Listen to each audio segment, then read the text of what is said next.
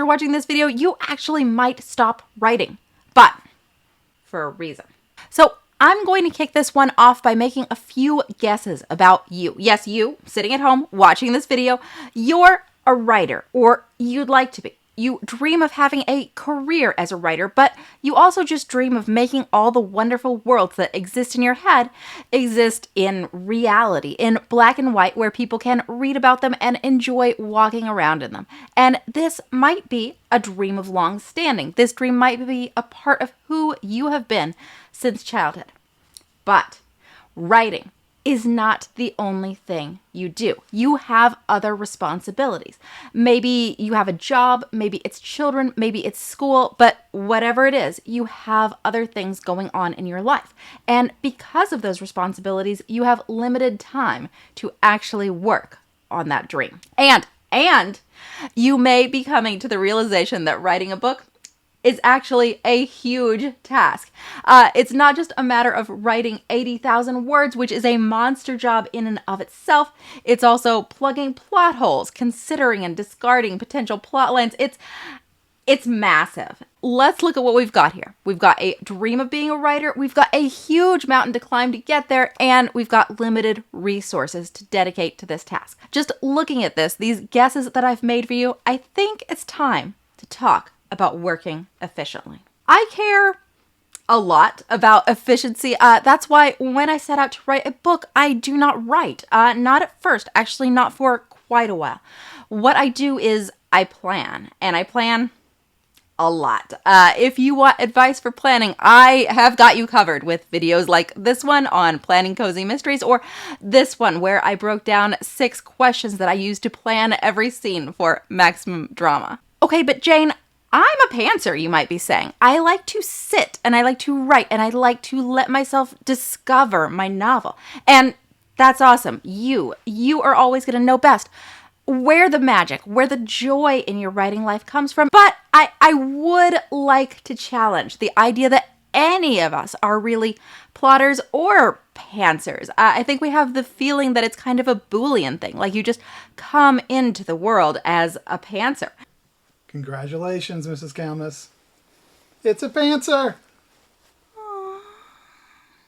When in fact, these words, plotter and pantser, what they describe is not really types of people, but groups of tactics, which you can use as much or as little as you want. I think when you're looking at tactics, it just makes sense to take a good hard look at your priorities and the specific challenges you're faced with and ask which of these is going to serve me best right now. And that's why I began this video trying to emphasize the aspiring writer's need for efficiency, because plotting and pantsing, well, they have different pros and cons, right? Pantsing, it lets you get to the fun right away. It lets you have the experience of actually telling yourself a story and being in suspense as you wait for your ending to be discovered. And sometimes you can find yourself kind of catching lightning in a bottle, writing your way to things that you came up with on the fly, in the scene, that might have been harder to develop with the bird's eye view offered by plotting. However, the cons. Often you don't know what happens next.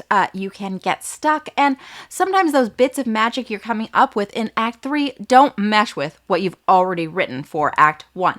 And this one is the con I think we can't ignore when we've got efficiency in mind, because the practical result of it is that sometimes you wind up having to rewrite huge chunks of content.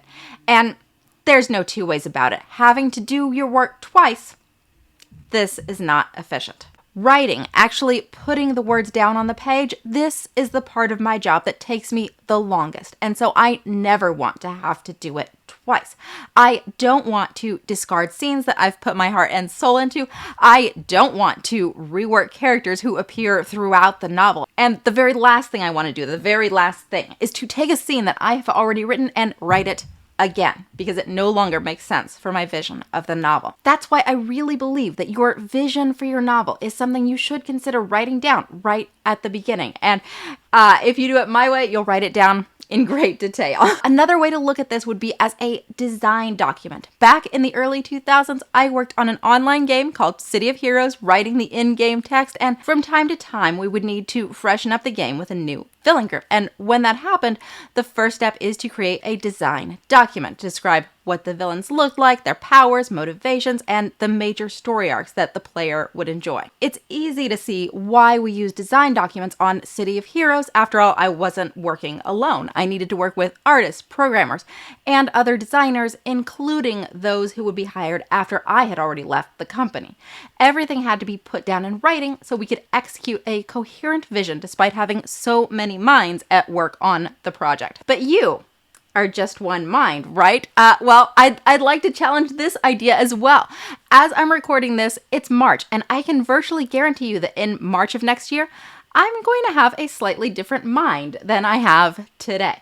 I may have had a few epiphanies, I might have gained some new interests, and for sure, I'm gonna have forgotten some stuff. And that's why I want to create a design document. I think of this design document as a tool for communicating between my current self and my future self, the one who's actually trying to implement my vision for my novel. Lastly, I want to take a moment to talk to those of you who think of planning as a boring preamble to writing, because in my view, when you do it right, this could not be further from the truth. Planning, for me, this is a way to fall in love with my book. It's a way to find the magic and to make certain that the magic makes it into the finished novel. If you don't believe me, I want you to check out this video next. Okay, this is my video on scene planning, and if you watch it, I think you'll be amazed at all the little nuggets of gold I found just by going through a few simple scene planning questions. These are the questions I use every time I write a scene to elevate it to a higher level with more drama, bigger consequences, and characters who are forced to take action.